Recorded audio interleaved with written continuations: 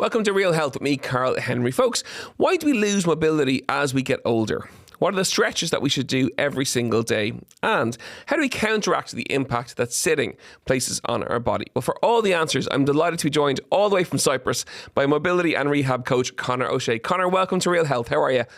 I'm great, mate. Thanks for having me on. I appreciate it. I'm really looking forward to this, right? I've watched your Instagram for a while. I know we've been chatting on DMs for the last little bit too. And like, your mission in life is to get people more bendy, to get them to do more flexibility work, more mobility work, because the reality are our bodies are seizing up from, not doing enough movement generally.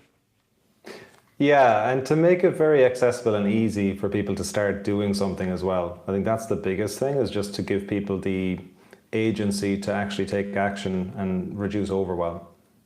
And how did you get into this area? Like, how did it become a passion for you?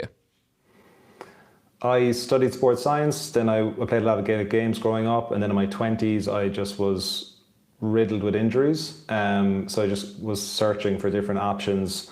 I got into yoga in my mid-20s, and that kind of was the start of getting, I guess, exposure to this type of training. And then I lived in Australia for 6 years, so I got more into mobility training over there. I rehabbed all my own injuries, and then I just started applying what I learned to my clients as well. And I guess just seeing the impact it had on my own quality of life in particular. I was very fit or gym strong in my 20s, but I was constantly in pain and sore and avoiding a lot of the basic life activities, or like moving a couch would put out my back. And I started to really question why I was... Guilty as charged, by the way, yeah. I do heavy gardening or lifting trees or logs or stuff, and like my back's in bits, yeah. And tell me about some of those injuries then. So, that you had across your 20s. Yeah, I had chronic low back pain for about 4.5 years. Was very worried about being able to stay working in the fitness industry. I was very much looking at other careers at one point. Plantar fasciitis for probably 2 years. Shoulder issues, neck issues. So basically, yeah, you name it, I've probably had it. And from a client perspective, chat to us about some of the things that you see over the course of working with your clients, or people follow your online course. What kind of benefits and progression are you seeing, and over what kind of time frame? We actually just did an interview with a client on Friday. Michelle, she's in Kildare. She was told she'd never play tennis again 2 years ago. She's 58. And in 4 weeks, she was back playing tennis, which was very, very shocking. Oh. So different people respond in different ways, but a lot of the times just doing the right thing and getting rid of all of the things that are making the pain worse, people, their healing accelerates very quickly. And is it something that we're seeing more and more? Like, with the way, I suppose, fitness has gone now, like being in the gym is really cool from like mid, kind of 15, 16 upwards, and the lifting in terms of the weight that's been lifted, the way they're lifting it. We are seeing injuries at a younger age profile, presumably, than we would have seen before. Yeah, a lot of the conditioning as well, like it's a theory, but like we'll say when we were younger, like I'm 37 now, we were out playing football all day, climbing trees. So that was a lot of like conditioning. And the standard of sport would actually have been probably lower than it is today, whereas now kids are much more sedentary, and then they're going into much more high-level sport. So it's kind of seems to be shocking the body more. They don't have that base conditioning, and then injuries are becoming more prevalent, and then they're sitting more as well. So I think it's a combination of all those things. And it is that, isn't it? We're getting tighter and moving less as we go through our 20s, our 30s, our 40s. And we really need to address those to keep ourselves injury-free as we get older. Yeah, and just trying to build it into bringing awareness to how you can actually move more, because you can kind of just, with your phone, you actually can just not leave your chair now. You can get Uber Eats, you can work from home if you're in a position to, and you can just be completely sedentary. So it's really a big thing we focus on, and we can kind of work on or speak about some actionable tips for your audience. Is like environmental design is a big thing. So like manipulating your environment so it's easier to make better decisions, so it's easier to move more, because if you're in default mode today, you're going to be moving basically not at all, which leads to that stiffness and tightness you talked about. And that's those kind of micro choices, isn't it, in terms of the environment, or getting off the bus a bit earlier, or standing on the bus as opposed to sitting, or, you know, parking further away in the car park where the space is always free as opposed to waiting for the one right beside the door, or, you know, those kind of micro choices, they do make a big difference. Yeah, there's a really good acronym that it tends to really stick with people. It's called OTMs, so opportunities to move. And this is from Michelle Seiger's book, No Sweat, which was, I think it was 2016. People just tend to remember that acronym. So it's basically, it's like you're playing a game. Like, how many opportunities to move can I actually work on today? Like what you just said there, you know, parking further away from the store. Even if you're dropping kids off at school, you might drop them off like half a kilometre and walk the rest of the way in with the kids. You might avoid traffic then as well. It might be easier. Or on the way in, you might grab a coffee and walk with your coffee into work. One of my clients would go to the furthest toilet in his workplace just to walk further, you know, in his whatever, every 2 hours he'd go to the toilet. So all of these little things compound over the course of a year, a decade, and a lifetime. I like that. OTMs. Write that down, listeners. Now that's an opportunity to move. That's nice. I like that. That's good. Yeah. How much is there a time or a limit to how much stretching we should do each day, or is it just literally the more you can? Yeah, it's an it depends answer. Like, for someone who maybe they're doing nothing, then anything is better than nothing. If you're like an elite gymnast, then you probably need to do 2 hours a day. Mm-hmm. So it really depends who's asking for the advice. Yeah.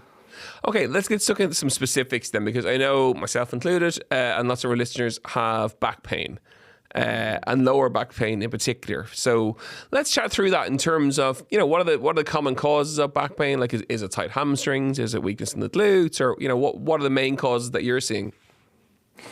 Generally, yeah, like it's a lot of sitting, and when you sit a lot, your glutes get weak. The way I like to explain it to people is, when you sit, all the back side of your body weakens, all the front side of your body tightens. So if you are going to the gym, you want to think about strengthening the back side of the body, so the glutes, the hamstrings, the mid-back in particular between the shoulder blades. And then you want to focus on opening up like the chest, the shoulders, the front of the hips, the hip flexor area. And that's kind of a good, if you just zoom out and kind of audit your program, you want to be like, okay, I want to be targeting like strength work that's actually, you know, so glute bridges if you're doing body weight stuff, maybe barbell hip thrusts if you're doing weights, or like a deadlift, and then a face pull, a ring row, a TRX row, a bent over row. These would be all good options to strengthen the upper back area. And are there ways that we should sit? Because, you know, people, as much as we talk about it, standing desks haven't quite got to Ireland yet. I think we're just too shy. It's really weird. Like, if we work in American companies, you'll rock in and like there's standing desks everywhere and people are standing. Yeah. Where like Irish companies, the Irish staff, they just don't seem comfortable with it. So chat to me around the sitting. How should we sit? Or how should people listening in be sitting right now as they listen to us? I think it's more like having there's a lot of different options with chairs and office chairs, and you can spend like 2,000 euros on a chair if you want to. Like, I think the big thing is like being moving in different positions frequently. So like getting out of your chair for 2 minutes every hour is a good thing to do. Having a pretty supported chair is good, but you could have, again, the best chair in the world, but if you're sitting for 8 hours a day, that's still your hip is going to be locked in that position all day, and that's the problem. Then everything starts tightening in the front of the hip, the low back starts getting stiff, everything kind of switches off in that position. So it'll be more like, how can I change my position throughout my workday? Okay, I'm going to get up, I'm going to do a productivity block for an hour or 90 minutes, and then I'm just going to take 5 minutes to clear my head, to move, to just kind of decompress, and I'm also moving my body as well.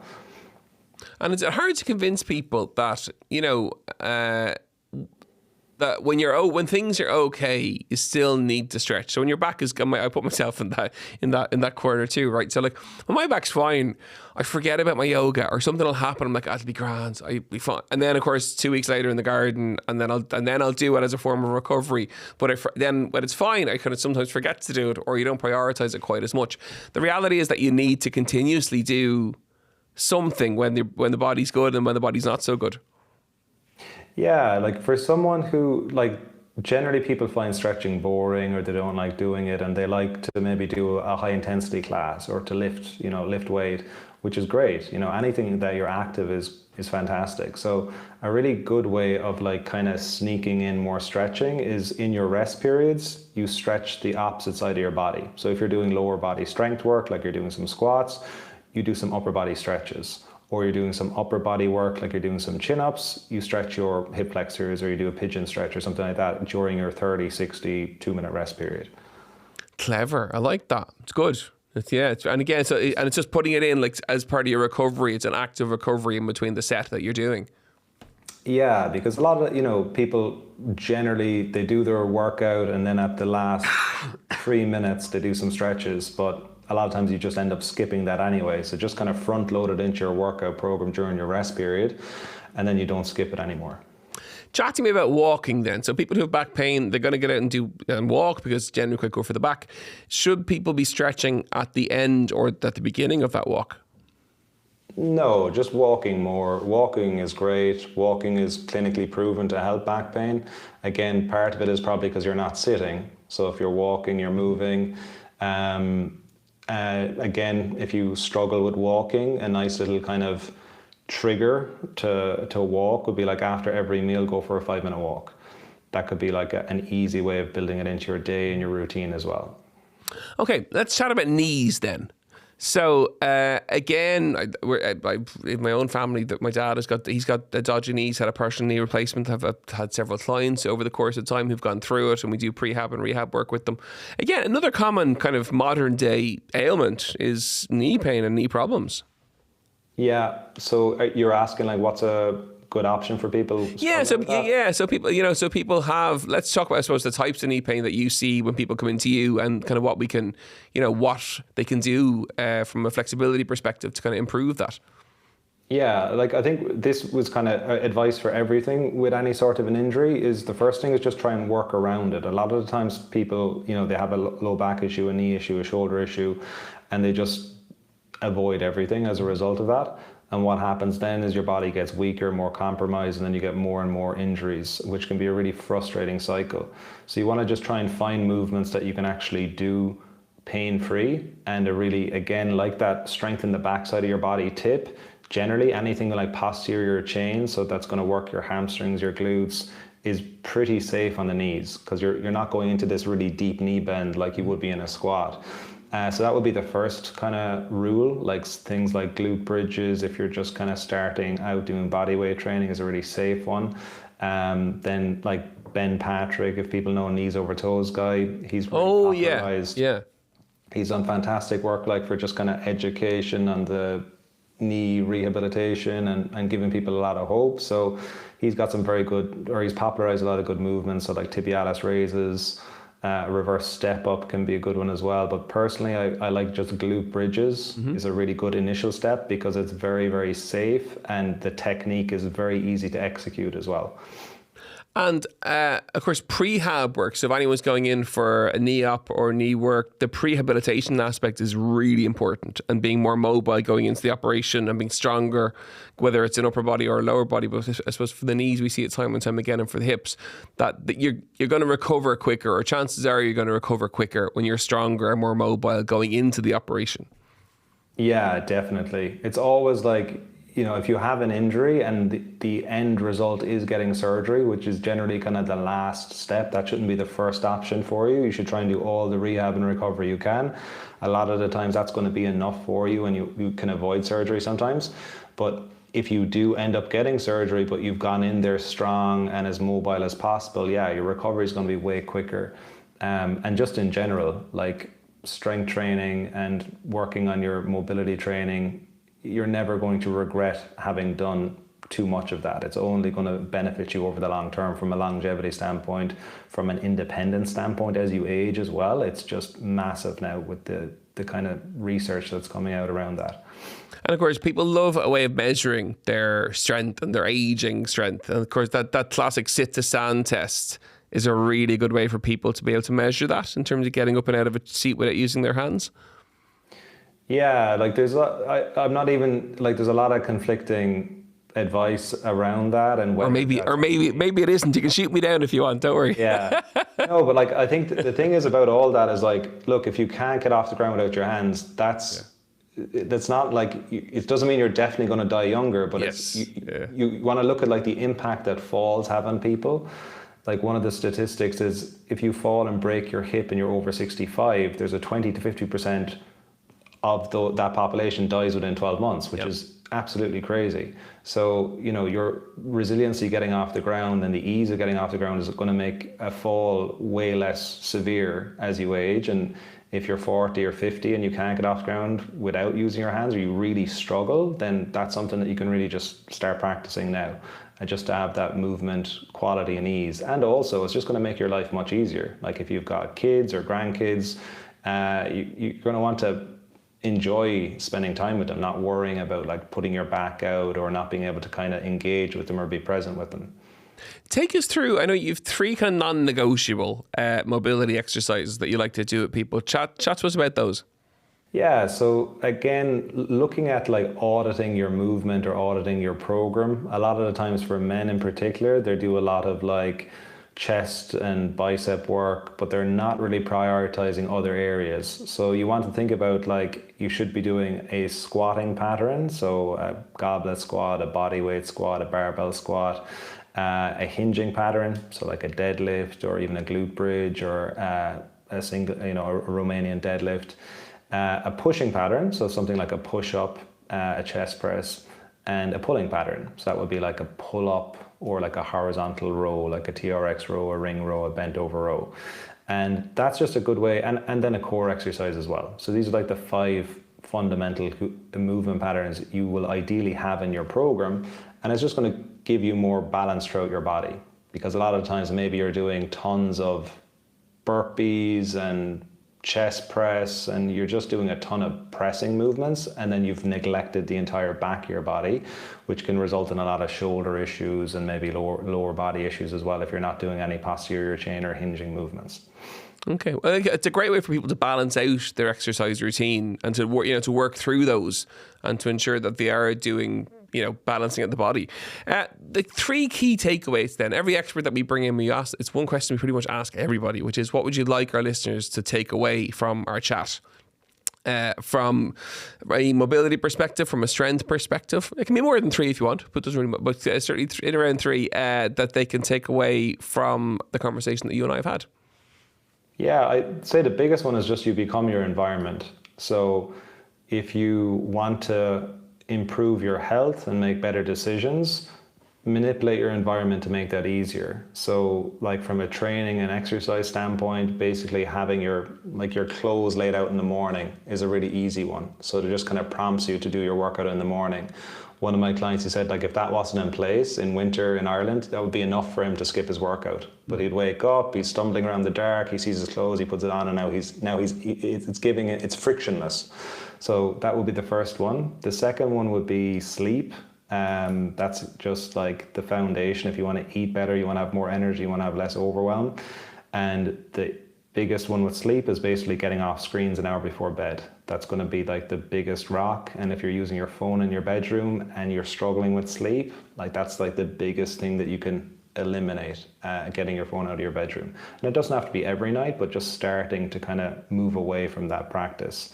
And then the last one would just be practicing your OTMs. So getting in your incremental movement throughout the day and understanding that it's all about small steps that compound to give you big results over the long term.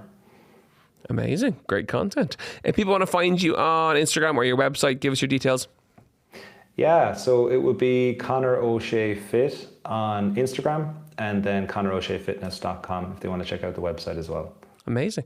Conor, great to catch up with you finally. It's been long overdue, and thank you so much for coming on the show. Folks, we really hope you enjoyed today's chat all around mobility and the importance of it. As ever, you know, we are at Karl Henry PC on Instagram, realhealth@independent.ie, and on the Irish Independent website. And we'll see you next week for more Real Health. So long, go.